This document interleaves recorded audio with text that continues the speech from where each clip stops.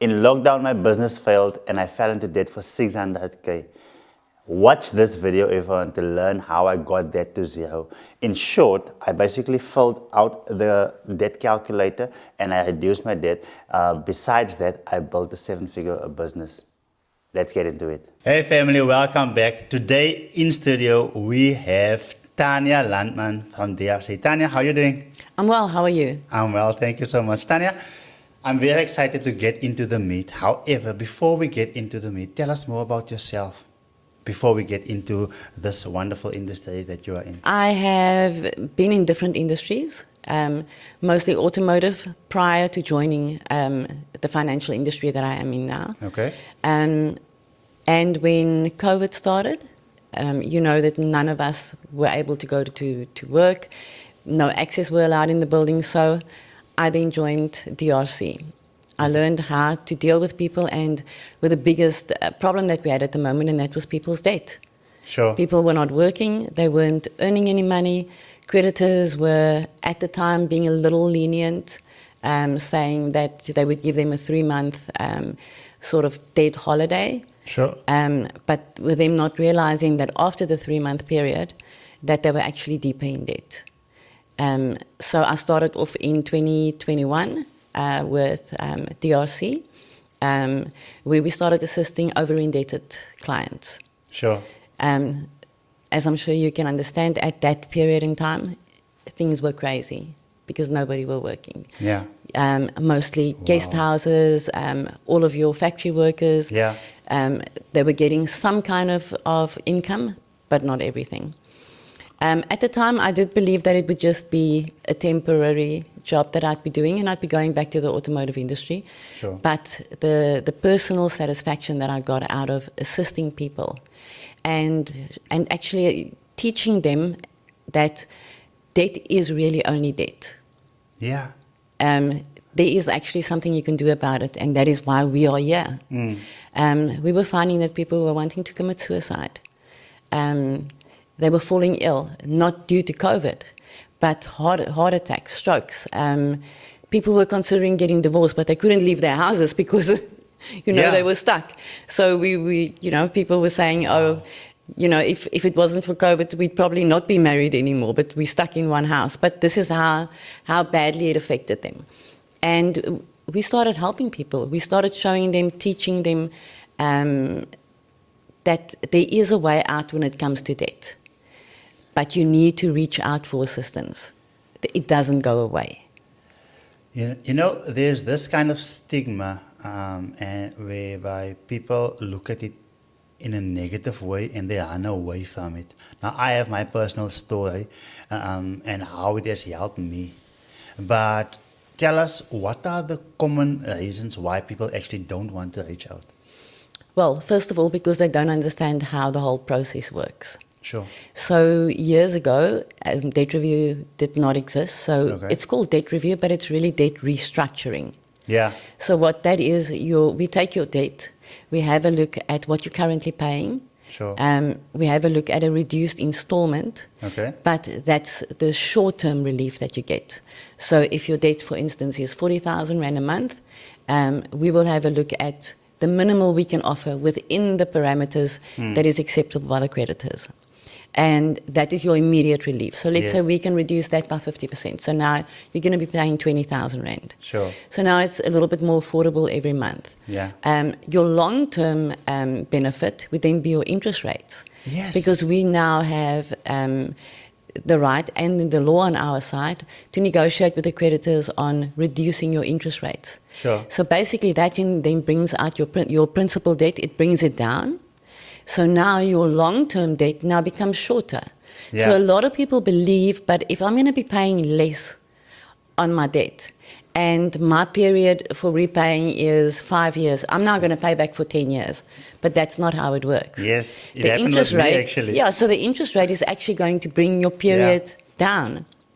So a lot of people don't understand the process. Sure. So years ago, before debt review, there was something called administration. So basically what they did is they used to take your debt as well and give you a really, really low installment. Yeah. The creditors did not get money every month. They used to get money every 3 months. Wow. And they never negotiated reduced interest rates. So people would literally never get out of administration. Yes. So they believe administration debt review is the same, which No. is absolutely not the same. So I think the main reason why people feel reluctant Sure. to approach us is because they're comparing the two and thinking, or not comparing, they actually think that these two are exactly the same.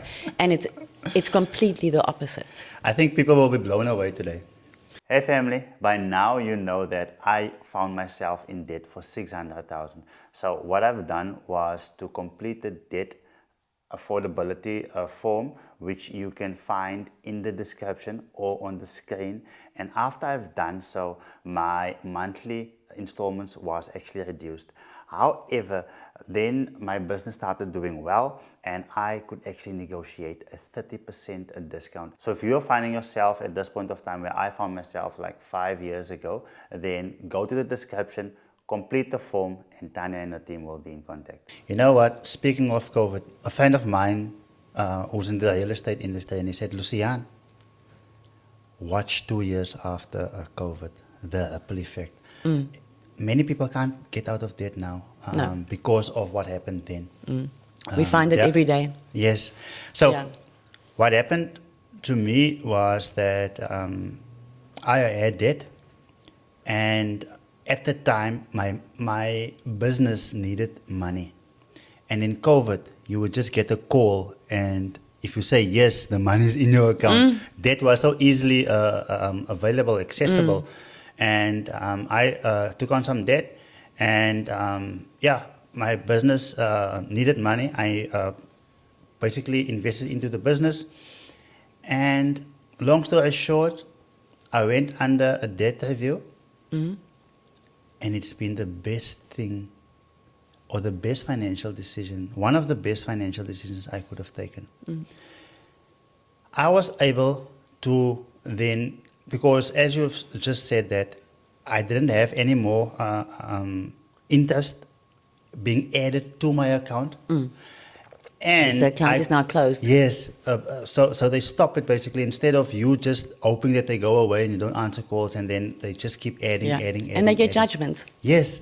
So when it happened, and as once again, as an entrepreneur, it wasn't easy for me to buy a car or buy a house. But once I actually did that, and my name was cleared, and my credit score jumped. Because it actually increases while you are paying your debt review, because the NCR actually monitors your payments. So your credit score actually improves. Yes. And then within a couple of months after, in fact, I was able to pay them up, and I got a discount. And I was able, when my name was cleared, I was able to immediately buy a car. We bought a house. We're in the process of buying another house. And every year now we can buy a house. But if I just sat and hoped things go away, you would have been blacklisted, and you would have not been able for 10 years at least to apply for credit. Sure. And you would have probably ended up with judgments and not even have a house, not have a car. Tania, why do people today, they qualify to rent, but they don't qualify to buy a house? But then because they're over-indebted. They're over-indebted. So basically what happens is, this is a conversation I had earlier on, and this is the cycle of life, the different age groups that we go through, the different steps that we take. And before you can buy a house, you need to have a good credit score. Yes. Without having any debt, you don't have a credit profile. Sure. So you have to start off with something small. So mostly people would start off with a cell phone account, or they start off with a small clothing account, and now they have a credit profile. But it's still not good enough to qualify for a bond. Yes. Because they need to see that you're actually paying off your debt, and that you're doing it on a good regular basis, and that you're not at any potential risk to them. But what happens is you're now 19, 20 years old. If you're not studying, you're starting your first job. So you're going to be renting. Sure. So the rental agents, they're a lot more lenient, obviously, than the banks when you want to purchase, because it's a month-to-month commitment that you have. Yeah, not and 20 it's years not or 10 years. It's not, yeah, you're not looking at that long-term period. So you basically have to prove yourself to the bank. Sure. By proving yourself to the bank, you have to make debt. Sure. But now you need to learn how to manage the debt, debt. so that you still qualify for a bond. So people don't do that. Now you're renting. Now it's your first little place that you're putting up. You don't have any furniture. So you start taking out personal loans. You're opening up accounts to get your furniture in there. You're taking out a personal loan to pay the deposit. So you're making more and more and more debt. So if it spirals out of control and you don't keep track of how much your income and your expenses is, it doesn't matter how good you even pay your accounts, you won't qualify, because if you're over indebted, it doesn't matter what your credit score is. Yeah. You will not qualify. So the difference, to come back to your question, between renting and buying is that renting is month to month. Sure. A bond is long term. And with renting, you don't have to take on debt to be able to qualify to rent an apartment. But with a bond, you should have a good credit score. And that means that you have to actually take out debt. 100%. Guys, for those of you who've just tuned in, today in studio, I'm with Tania Landman, a debt expert, and she shares how one can actually get your credit score to the stage where you are able to actually have banks run after you, because that's actually what happened to me when my credit score was up and everything, and I could prove my affordability, and then it went from Lucian, the person in debt review, now to actually banks phoning you, say, you know what, we have a bond, home loan already. Pre-authorized or pre-approval, etc. And I went with the bank who said, you know what, they'll give 100% of the house, not even 80%, not even 90%. 100%. So I didn't even need a deposit when buying the house, the first house, etc. So, Tania, there are many misconceptions in the debt, in the financial industry, and you've mentioned a few. How does getting married in community of property affect one's debt health? Wow. Okay, well, being married in community of property myself, got married many years ago, that is a big red flag. We don't get married to get divorced. When we get married, you know, the only thing we think about is the wedding dress and the venue and who we're inviting, and then you even take on date to get married. But married in COP means that you become one when it comes to responsibilities to all of your debt. Okay. So, yes, together you are strong, because together you're taking out debt together and you're building on a future together. Should anything happen, either divorce, you lose a spouse, it now gets to the point where you are liable for each other's debt. Wow. So let's use, for instance, divorce. Yeah. So I'm married to you. You have a huge income. I don't. But we end up at court. Now we're not friends anymore. We're not standing at the council now. Sure. Or in front of the preacher we're getting married now. Now we're enemies. Yeah, the worst so now, that comes out. So now, you know, I'm not saying, okay, well, you know, you took out those loans, so you're liable for them and I'll take it. It's like, no, split it in half. If you're earning 10,000 a month and I'm earning 80, that debt is going in half. First of all, I'm not going to be able to afford it because my income is a lot lower than yours. So there, first of all, when it comes to divorce and the debt gets split 50-50, that is a major concern. When you lose a spouse, unless you have the right insurances and policies, which people cannot afford these days. You know, I mean, we simply cannot afford it. I mean, people are trying to keep up with just a basic funeral policies. Never mind all of these other policies you have in place for, let's say you do lose a spouse, that debt would then be covered, that you are not liable for it. So the majority of the time we find that the spouse that is left behind now has the responsibility of not only the debt, but day-to-day living expenses, month-to-month living expenses, kids, and then the majority of the time ending up with health issues because of the stress that the financial issues are putting on them. So COP is something that people should really consider when they get married. Married out of community of property, you still build together, but if something does go wrong, you have more control over who decided, let's go with this debt, let's go with that one. Because now, if I apply for a loan for 100,000, but my affordability does not allow it, and you do, at the end of the day, when we do get divorced, you're going to be liable for it. Sure. Because you're the one that can afford it, but I can't. So yes, so marriage and COP, it does have a huge effect on your finances. But I'm sure that is a difficult topic to actually speak about. It's difficult. I've actually had clients in the past who wanted to get divorced and remarry out of community of property. Okay.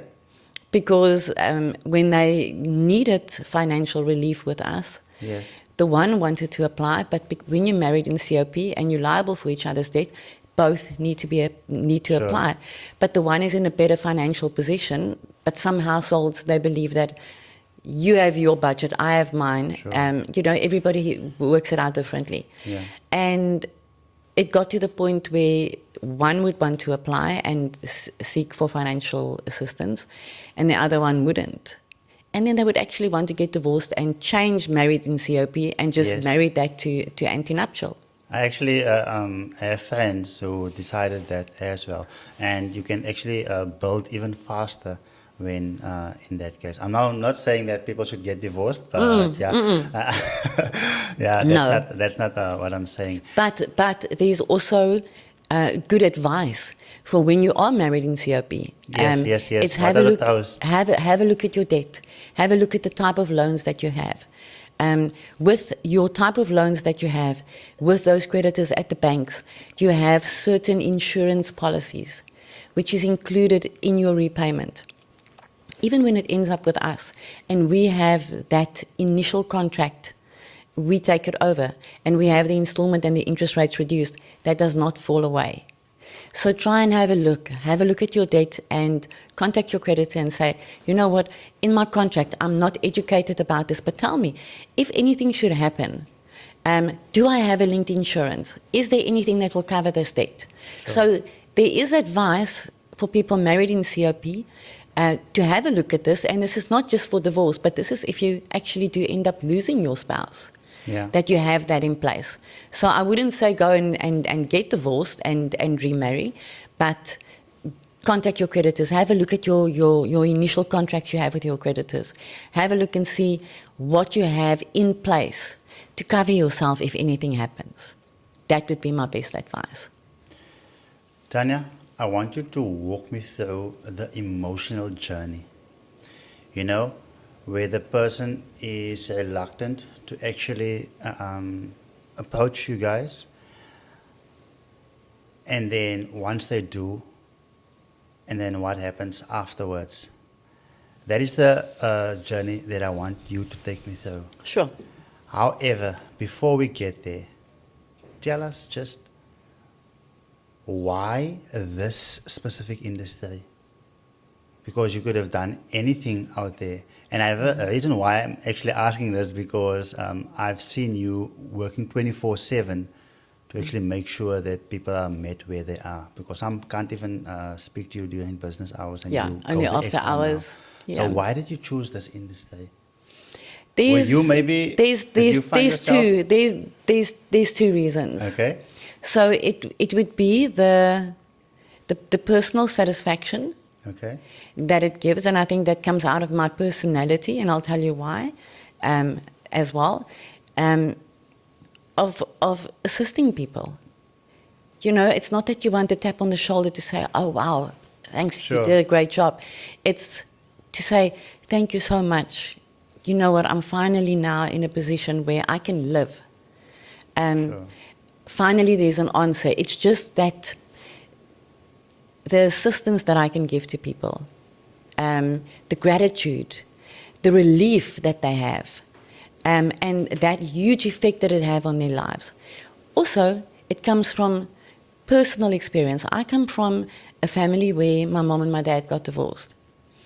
My dad was a very rich farmer, and my mom worked at the post office for basically all of her life. She had a very small income. They got divorced. My mom had custody of me. My dad just never paid any maintenance towards me. So my mom raised me on her own. And we went through difficult financial stages in our life. Oh, and you said earlier that you come from Katanga. Yes. Yeah. Well, it felt like a tanga, Yes, but yes. but yes, not really. But Yes. we can relate. We can relate to anyone. 100%. I can Yes. relate to anyone living in any area, Sure. coming from any background, and that is what makes my job so amazing. But yes, so from a personal experience, we went through difficult times. Sure. And my mom worked really, really hard because she wanted me to have an education. And for me, I could not just sit back and watch her struggling. So I would go out, and at 16, during holidays and weekends, I started working. And I used to assist her with my school fees. Wow.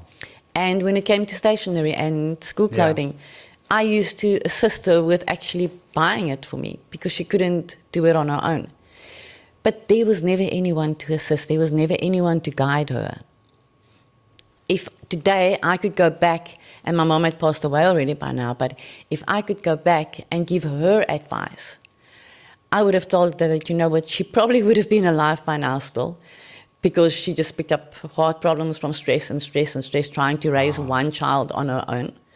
And financial difficulties just basically killing her. So from a personal aspect, I can just imagine, I work with so many single moms, so many single dads, people who are married, trying to raise their kids, and they are struggling, and I want to give them the best. But because that's what we want as parents. We want to give our kids the best. We want to give them education. It all costs money. Yeah. And that is why I am where I am today, and I'm going to be here probably until the day I die. Wow. And that is why makes I'm so sense. committed. Yeah. That makes sense now, because I've seen you working so hard after hours, on weekends, guiding people through the process. Now, family, normally I would interview amazing individuals, and that doesn't mean that I endorse each and every person coming here.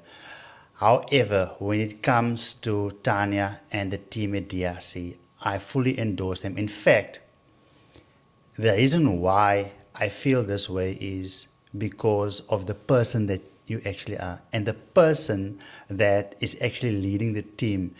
I got to meet quite a number of you guys, and personally, I know the struggle that I had before I actually reached out in order to have debt relief. And when people look at me now, they would never guess that I found myself there. And also people never know. Like once you've finished your journey with us, Yes, there's nothing that sticks with you forever. sure. You know, there's this period of you applying. So we were going through the process. Sure. So basically, Before we go through the process, I just want to let people know, guys, there is a link in the description. It's lucian.com/DRC. There's an affordability link there. So this is what separates those who rent, who go from just being able to rent to being able to buy. Yes. So complete that link, put your information in there. Tania will get it, and she will take you through the process. So go to the description and click on the link, put it in there. It's a affordability calculator, and where it will take you after that is basically where I'm finding myself at this point of time. So please do walk me through the journey. it takes you basically to the point of where you're reaching your dreams. Yeah, because I couldn't. It's like on the other side of the mountain. I couldn't have guessed buying 5 cars, buying 2 houses, and being able to buy a house every year, because no bank wanted to actually even accommodate you and assist me. you. And now they basically buying with better rates, etc. So walk us through the journey where people feel reluctant, scared, confused, and what more or less the process, and then Okay. what happens Well, afterwards? basically, the first thing that people ask me is, if I'm with debt review, can I take out more debt? So that defeats the whole object. Yeah. Because you are already over indebted. Yeah. So basically, even if you don't apply for debt restructuring, you're not going to qualify for debt. Because Either way. you simply can't afford it. Sure. But now you're in a point where you're thinking ahead, but you know what, I cannot apply for more debt, but you're not going to get it in any case. Sure. So rather get this debt out of the way, and then you can apply for any type of debt, hopefully try and manage it properly then. Yes. But like I said, we've had a very difficult period since COVID, so it's pushed a lot of people beyond their limits.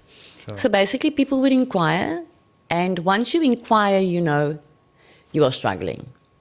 Yeah. So I would not go onto any website and go and inquire about having my installments reduced if I can afford it. So that's already acknowledging that you are struggling. Sure. So once I do reach a person that would reach out to me, normally I would get the question, is it debt consolidation?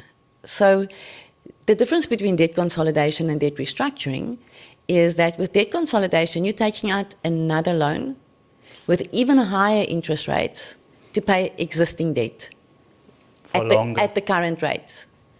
So you're putting yourself into more debt.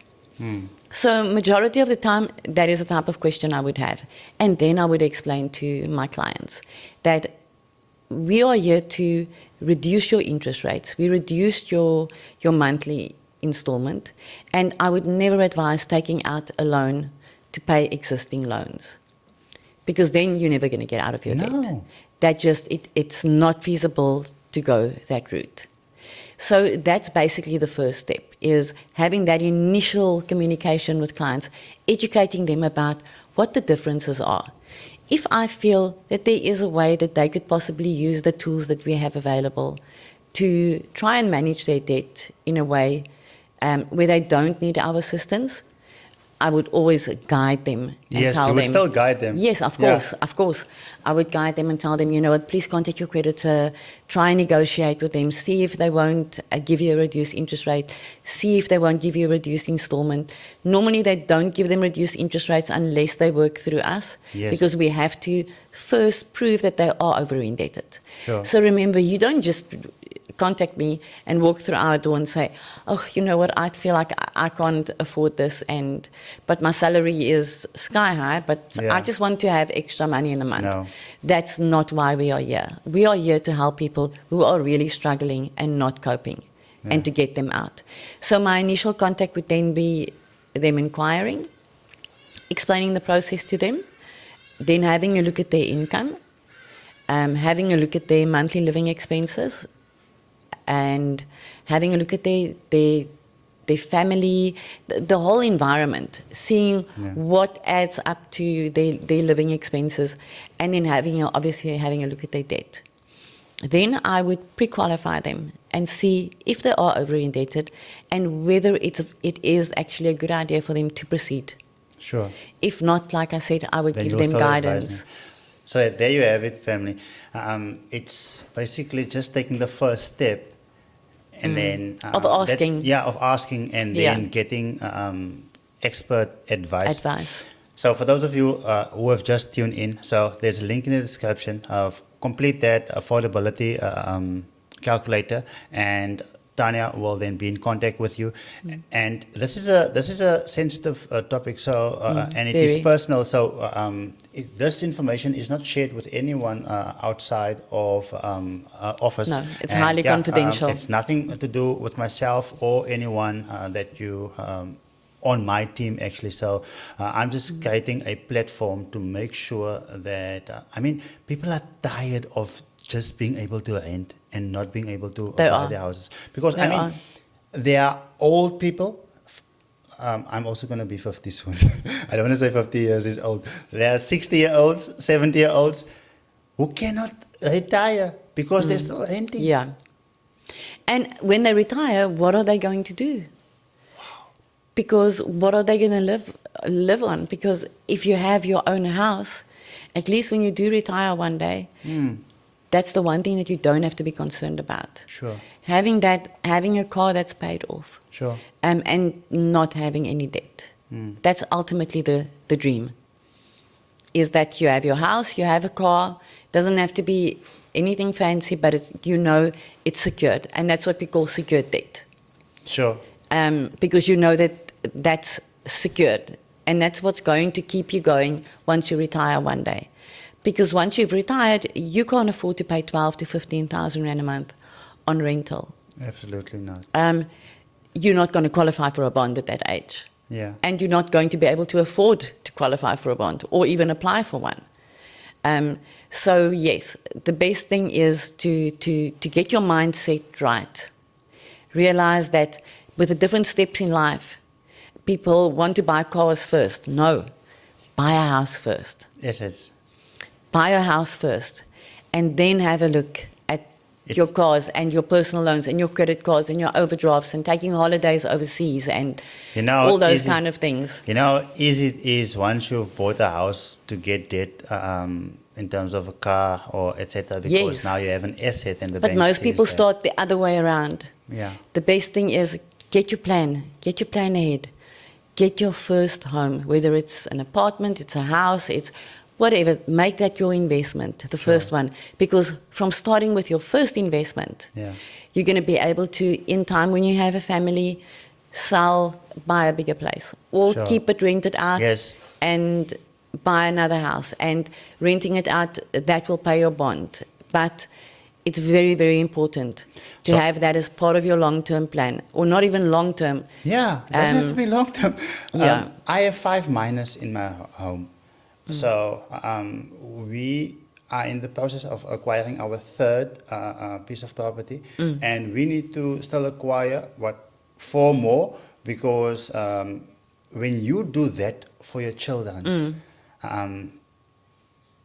you're actually giving them, you're adding 25 years of wealth to their lives. Yeah, you do. Because just buying a house puts your children back 25 years. Yes. So when a parent does this for them, then it helps them greatly. And that is how you build generational wealth. And in fact, if I didn't take that step to fill out the calculator, the affordability calculator, I wouldn't have been able to speak the way I'm speaking now, because my debt was basically in front of my face on a daily basis. I couldn't sleep, couldn't... I was going to say now, even when you close your eyes, it's there. Yeah. And that is why I speak to my clients after hours. Sure. I get phone calls, I get messages 3, 4 o'clock in the morning. People can't People sleep. are actually going and doing assessments and requesting assessments and doing affordability calculations at 2, 3 o'clock in the morning. And that just tells you that it's keeping them awake. Yeah. People are not sleeping. The next day they need to go to work. I mean, they are tired. So debt really becomes one of the biggest concerns. It's what keeps you awake at night. I always say it's like cancer. Yeah. It's something you don't talk about, but it eats you up inside. Wow. Because you don't want the next one to know that you are struggling. Yes. So that's why I speak to my clients after hours, because now they're sitting in a general office.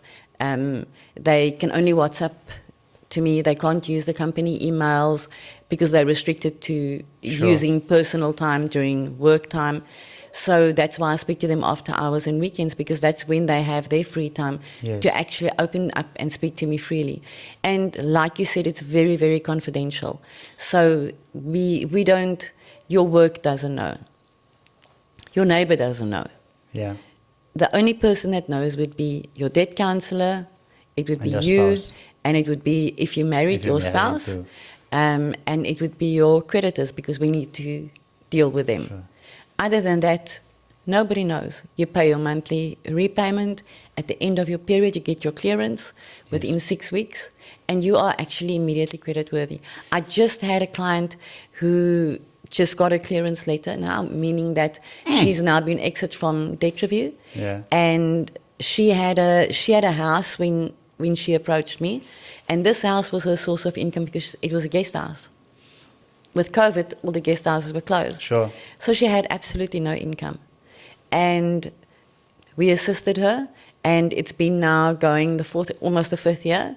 So she's paid off her debt quicker. So a lot of people also think with debt review, if they give you this period, that's what you need to stick with. No. But if you can pay more, nothing stops you because you're still in control of your debt. Sure.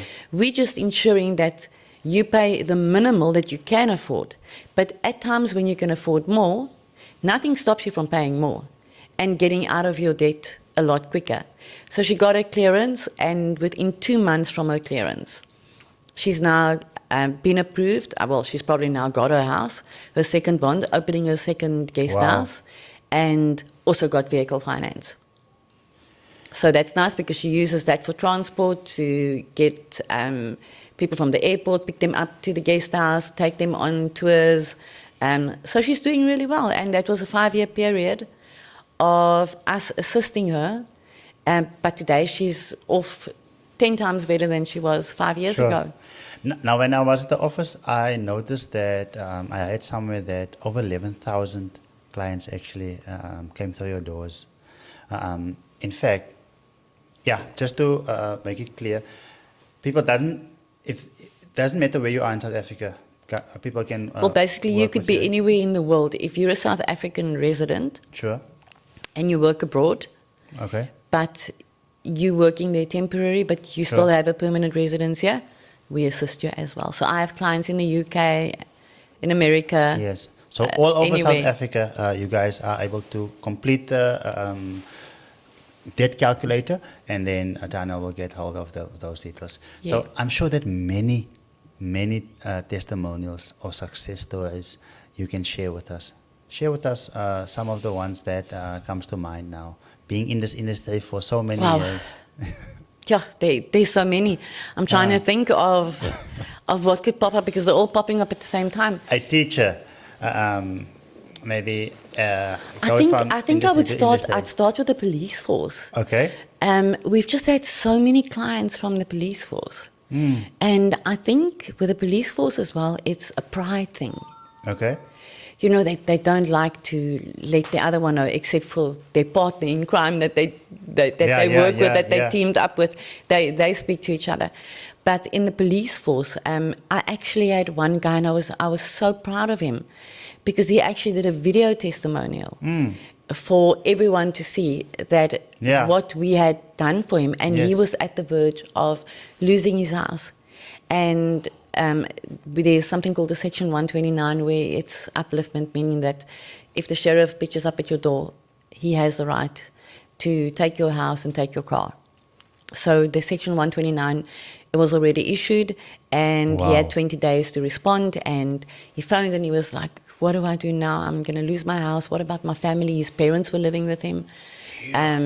So it was, not just him and his wife and the kids, but I mean, he had his whole family.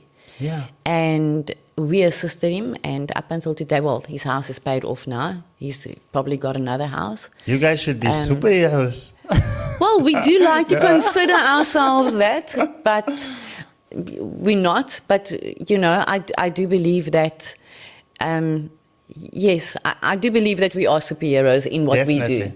Yeah. In what we do, I believe that we are. And I also remember coming to mind now, it was Christmas morning. And one of my clients... birthday. Oh, wow. My phone rang at, I think it was about 6:10 in the morning. And I thought, wow. So it's one of my clients on my work phones. As you know, it's always close by. So I picked up and I was like, good morning, sir. And he's like, Tania. And I'm like... Merry Christmas. He's like, no, not Merry Christmas. They're here to fetch my car. And I'm like, who's there? And he's like, no, this guy is here, and he's saying he's fetching my car on Christmas Day. And I said to him, please give me the phone. And I said to the guy, who are you? Yeah. And so obviously he gave me his details, and I said to him, do you have a court order? He's like, no. I said, you have no right to be there. I said, please give the phone to my client. Yeah. And I said, you tell him that he gets off your premises now, he's trespassing. Now, had he not had my phone, he would not have known not to give his car. Yeah. Because that would be then considered that he voluntarily had given his car, and then the court order would then put it in place. Yes. So needless to say that he still has his car as well. So, it's all these tiny little things that you do, but it's all about education. Sure. And if you don't necessarily go and educate yourself on debt review, on legal actions and everything else when you've got so much else to focus on in life. But it's always good to, when there's a problem, reach out and ask questions. Find out what options you have. Yeah. Because when you know what your options are, then you can make the right decision. We are one of those options. Yeah. But we will also tell you if we are the best option or not. And if we are not, I'm going to tell you which is the best route to go. Sure. But to reach out and ask for assistance, ask questions, there's absolutely nothing wrong. But people tend to sit and it would manifest in their minds. And they would overthink it and overthink it and overthink it. And they'd go to the doctor and they would end up on antidepressants. And they would, their whole life would spiral out of control. Yes. And all it would take was just one click of a button. Yeah. And one of us would phone you and explain to you and say, I always tell them, it's just money.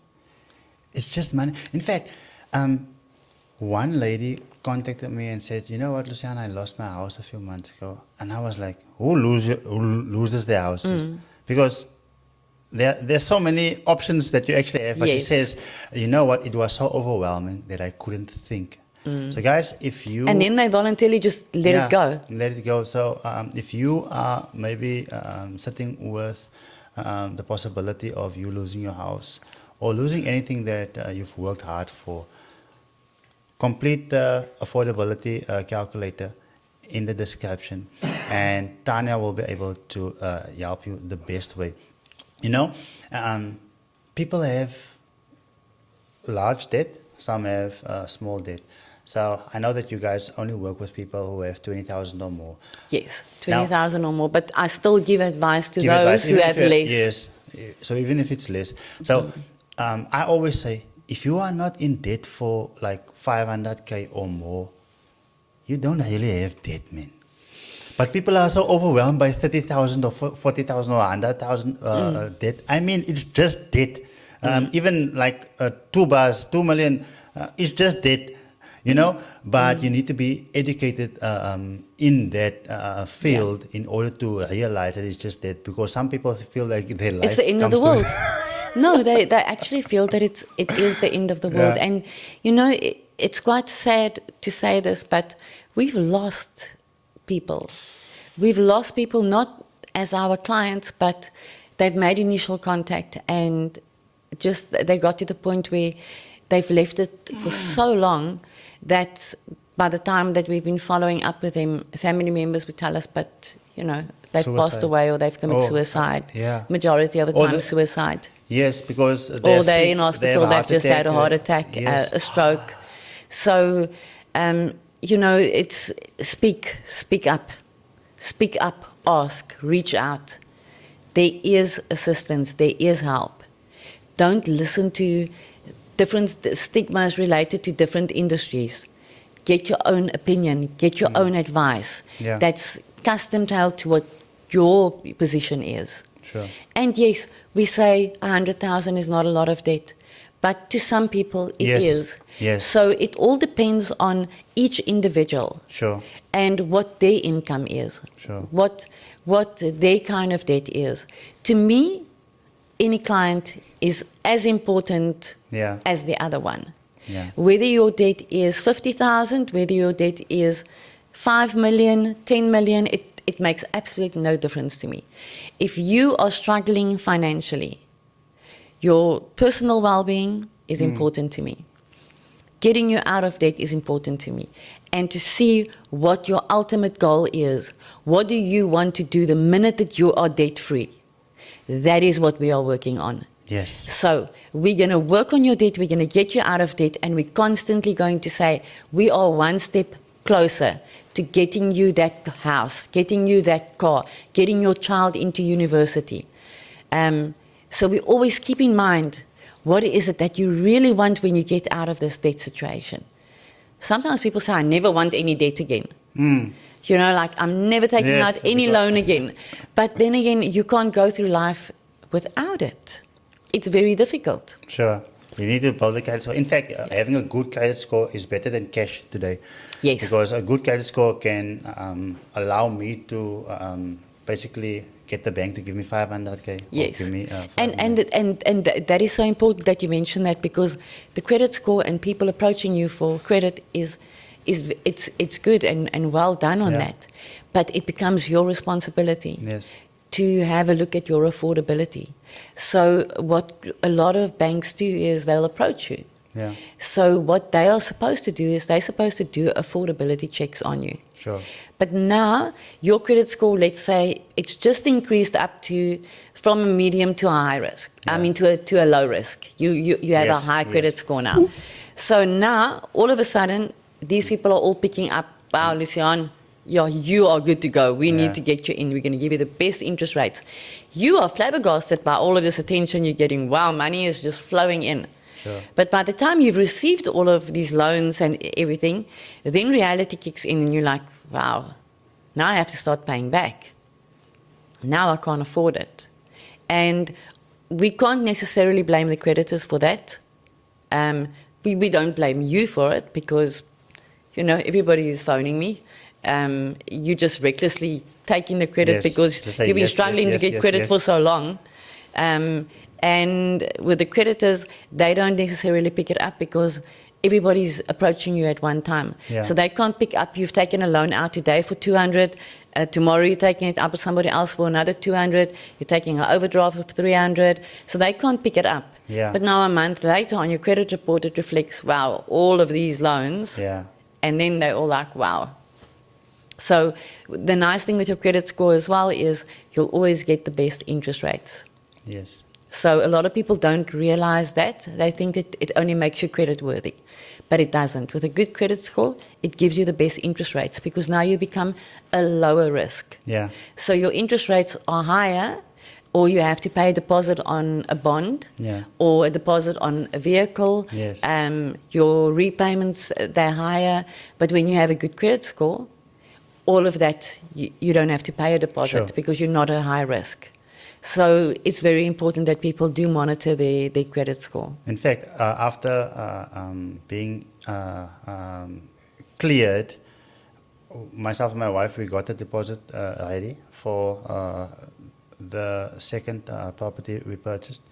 Only to hear that no, the bank finances 100% of it, so we could do alterations and all of those kind of things. Family, if you got value from today's show, I want to ask you to please subscribe, and it may be free for you, so there's no payment when it comes to subscribing. However, it does help the channel. And Tania, I'm not obviously working in your industry on a daily basis, so I might be missing many things. What would you like to share in closing?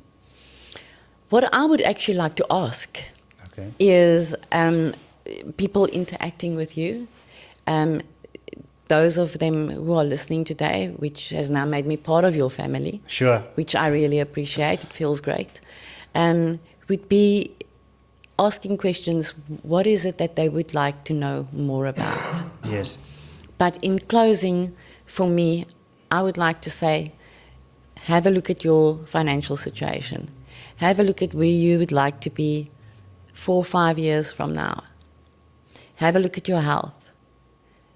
Consider all of these things.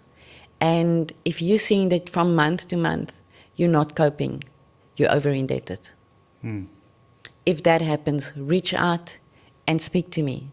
Sure. Let me give you advice. Let me have a look at what your financial situation is. Don't leave it. That's the best advice that I can give is do not think that debt is going to go away. Yes. By changing Don't try your phone and number. avoid it. Don't take a sleepy tablet at night and try and sleep it away every night. The next morning you wake up, it's going to be there again. Do something about it. Reach out, speak to someone. It's confidential. We're going to give you the best advice, and we will give you the best service if you actually need our services.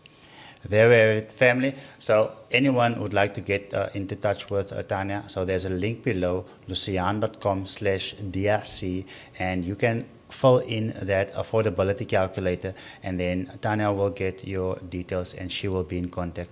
Tanya, thank you so much for taking out the time to be here, and I'm looking forward to inviting you back again on the show. Thank you so much for having me, and I'm really looking forward to being here again. Awesome stuff. So there you have it, family. Please do not forget to subscribe to our channel. It is free for you. However, it does help us and others to be able to see our content. Thank you so much. I'm out.